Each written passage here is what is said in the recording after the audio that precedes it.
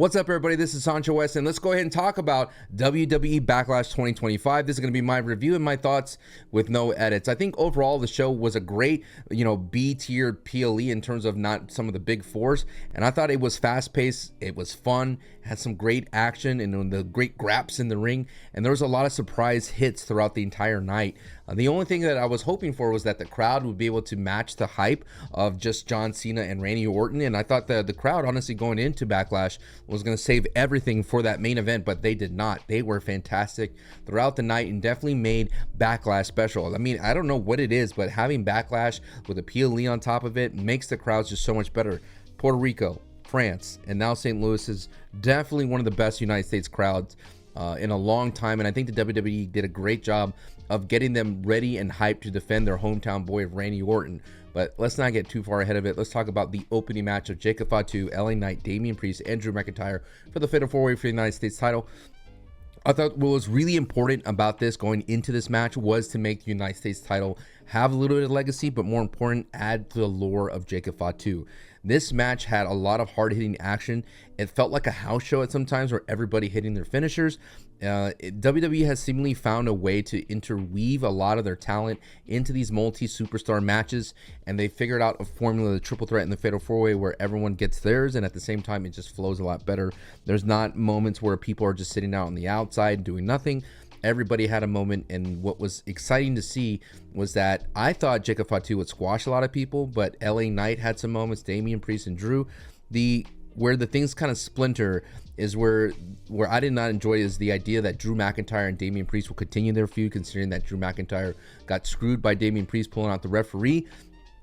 And then it was confirmed that perhaps that Drew McInytre took a nasty bump from the South of Heaven on the outside, and I had a feeling when I was watching the PLE that it did look like Drew missed and hit his head on the, not necessarily the pavement, but still it was padded with rug, but it looked very gnarly and he immediately was not looking good. But so that feud's going to continue, so I'm not looking forward to that. But on the big kind of bullet point for the entire match was the debut of Jeff Cobb, coming from New Japan Pro Wrestling, joining the Solo Sikoa and Jacob Fatu. What was really cool was that Jacob Fatu didn't seem like he was down with it. He was reluctant to take Solo Sikoa's help with Jeff Cobb, and so it's another very beast-like kind of character introduced in WWE. Jeff Cobb is the kind of guy that could deliver some hard-hitting action and at least be a great secondary foe for Jacob Fatu to get to Solo Sikoa. So it's interesting to see. It's clear to me is that they want Jacob Fatu to be a face. He gets a lot of face pops, and that's definitely going to go through Solo Sikoa and Jeff Cobb. Very excited to see what they do coming out of SmackDown with that. Lyra, Valkyria, and Becky Lynch. This is one of those matches that it's interesting on paper. You think that they're going to deliver a banger of a match, but dare I say, a lot better than WrestleMania's 41, Tiffany Stratton and Charlotte Flair. It's the same kind of cut, so to speak. You have an up-and-coming wrestler going up against a legacy superstar in the women's division. The difference was that throughout the entire build of this feud, you had Lyra Valkyria actually getting some moments against Becky Lynch, and Becky Lynch willing to do some business alongside with Lyra Valkyria. In the result, the match was really solid. You had some great submission wrestling between the two. You had a lot of back and forth. You had Lyra showing you that she could kind of hold her own, do a lot of crazy moments as well. I enjoyed that wrestling between the two, and you saw some great moments of Becky Lynch. The only thing that I would have to say that held this match back a little bit, and what held overall the entire night of the WWE Backlash, was the referee shenanigans. There are times that the WWE, rather than making a clear, strong choice, they will make a strange move and kind of shift the blame to the referee. In this case, the referee wanted to put back together the turnbuckle, and that caused some kind of things. Throughout the entire time, she was trying to stop Becky Lynch from doing things. Now, I know that referees can tend to just yell, and the heel could go, okay, I relent, but there was times where they were getting physically involved, and not just this match and other matches. I think the ref bumps were kind of atrocious throughout the entire night. They were very, very clear that was going to happen. But here, this is where the ref shenanigans kind of started here. And then it would continue throughout the night. And in my feeling that is, if you're going to have ref shenanigans, you kind of have to save it for one match. And in this case, you would have to save it for the main event of John Cena and Randy Orton, because that match was just full of shenanigans. Regardless, the ladies of Lyra Valkyria and Becky Lynch put a banger of a match. Lyra going over, it was a little strange though. It wasn't as clear why. I mean, these are the kind of finishes where it's going to be like a roll-up counter type of finish to protect Becky Lynch. I did like Becky Lynch going all out. It's kind of interesting to see that even post-Bell Becky Lynch attack, we did not get a Bayley return, so we just kind of left it at that. But I like Becky continuing to remain a heel going forward, and Lyra Valkyria looked great in this match. In the third match of the night, we have Dominik Mysterio versus Penta. This was for the Intercontinental Championship. This was a great match, man. This was really, really good.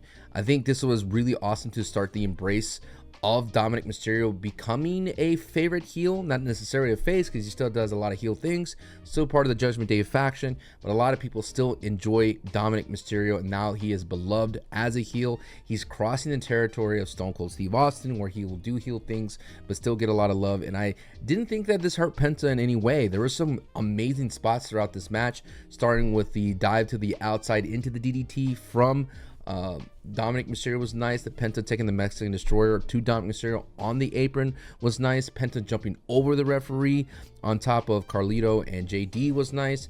And when they get into the Judgment Day shenanigans, that's when it gets kind of iffy here. I mean, again, more shenanigans coming in. The referee trying to kind of lay down the law, causing a little bit more chaos rather than having a clear-cut authority.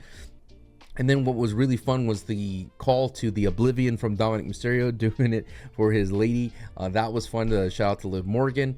But overall, the result is what we wanted. We wanted Dominik Mysterio to win, but the caveat to the win was that it wasn't dirty, because Grande Americano came back and repaid the favor that Dominik Mysterio was able to help him, quote unquote, find his way, quote unquote, allegedly, as Chad Gable. So Grande Americano coming out and getting rid of Penta with the loaded mask, and then all of a sudden leads into a frog splash into Dominik Mysterio retaining. Awesome. I think the WWE has to be really happy about the progression of Dominik Mysterio just becoming a superstar that will definitely be someone who could main event and sell tickets. Definitely that's a great sign, considering Worlds Collide's coming up here in the summer, with that collaboration alongside with the acquisition of AAA. So really good stuff going into that, and I really did like this match. In your fourth one, Gunther versus Pat McAfee. This was an interesting match. I think the overall goal for this match was to get Gunther back into his heelish ways, to make him look strong and devastating. And there was a lot of moments where a lot of people were like, what's going on with Pat McAfee? I think Michael Cole was a little heavy-handed coming into that, but I think the result and the ride was really fun, seeing Gunther go back to his chopping ways, to seeing Pat McAfee being a little bit more resilient.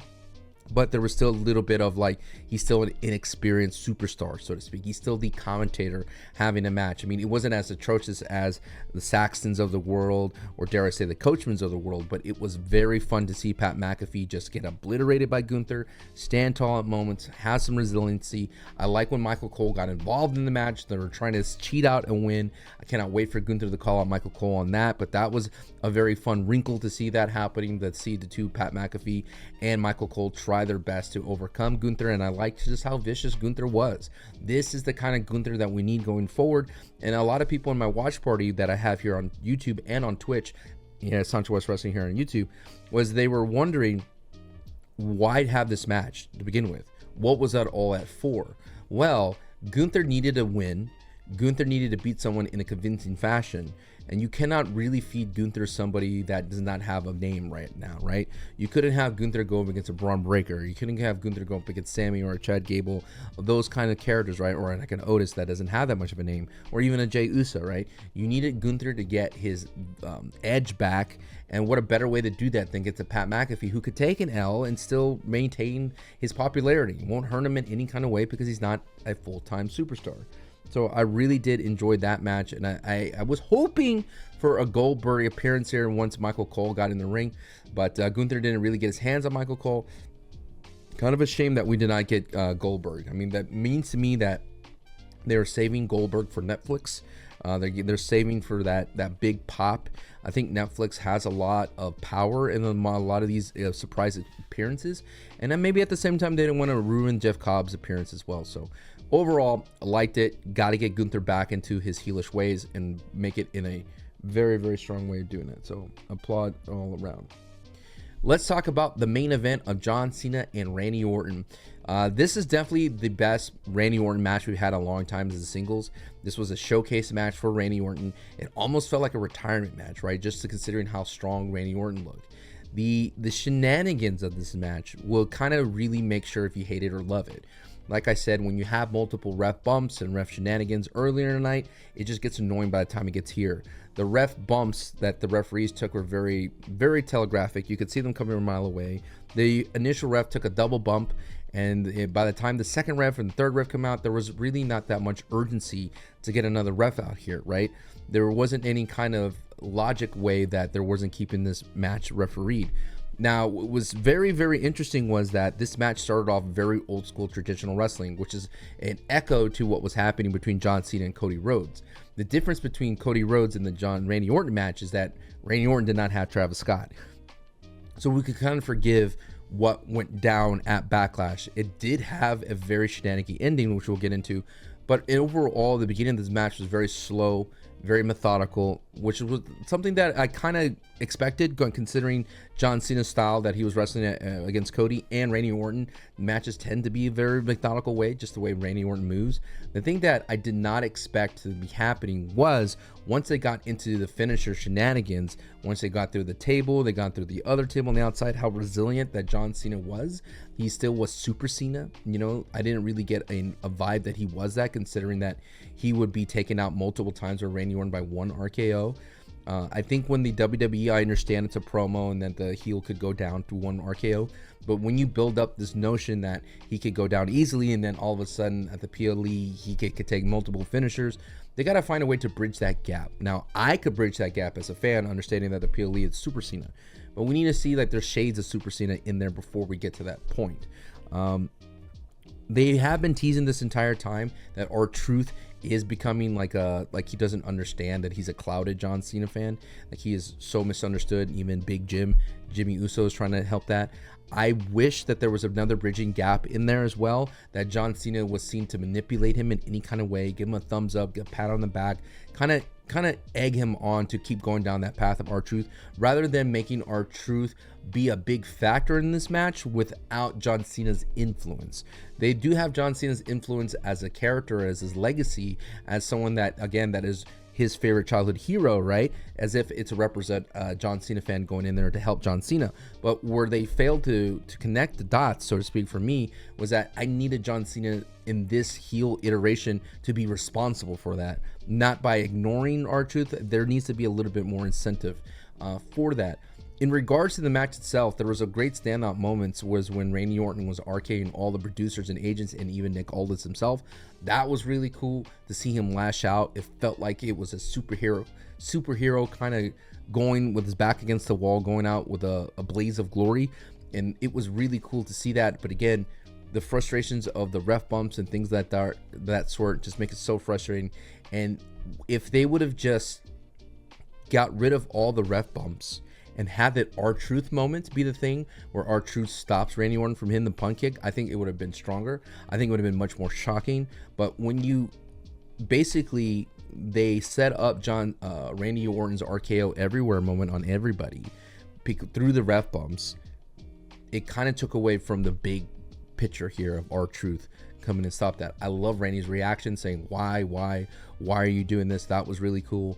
And then for John Cena to do the low blow into the belt, which seems to be his calling. Interesting way to end it, but Randy Orton does lose against John Cena. Now, the one thing I really enjoyed was to happen off air. I was still watching Peacock. I did buy Peacock Premium here in the States, but the WWE is doing a very interesting thing, and they kind of hinted at this at WrestleMania. It kind of reminds me of Walk With Me Down Here. If you don't know this reference, I do apologize. But in the Ghostbusters 2 Vigo, the ghost, the evil thing at the end, was slowly getting worn down by the Ghostbusters. They had this magic ooze that made people love, like it was all about loving and things like that. So, and then eventually the love of New York eventually cracked the evilness that was in the ghost. Stick with me here. So essentially, John Cena is filled with this evil, filled with this hate. And the crowd's love at WrestleMania 41, saying thank you, Cena, and the crowd's love again here in St. Louis is slowly cracking away this hate that John Cena has. a la the Grinch, if you need another reference, where his heart grew 10 times that size. So eventually the crowd, no matter what, it's a sign of, hey man, no matter how much bad you could do, no how much you want to ruin wrestling, we still love you, John Cena. And that kind of thing that's going to crack John Cena is very interesting, because there's a moment at the very end of Backlash, if you missed it, it's most likely online, is that there was a face of regret. He was looking at the belt like, what am I doing? Like, he couldn't recognize himself type of vibe. And then the crowd's thanking him, thank you, Cena, and they're slowly breaking away, chipping away at this cold heart that John Cena has. And then to amplify that, John Cena later would give an attitude adjustment to R-Truth at the presser, which I thought was really fun. So overall, I think this was a great stepping stone, leaping forward. This didn't slow down any kind of the feuds. You could say that John Cena and Randy Orton was too shenanigy. I would hear you that. I would give you that. But overall, for a Backlash after WrestleMania, PLE after WrestleMania, I think it really delivered on a lot of different fronts. A lot of story progressed in a nice way. And overall, it was a good 3 hours worth of wrestling. Let me know what you thought about the Backlash. Comment down below. And of course, be sure to follow for more. Thank you so much for watching. Have a nice night.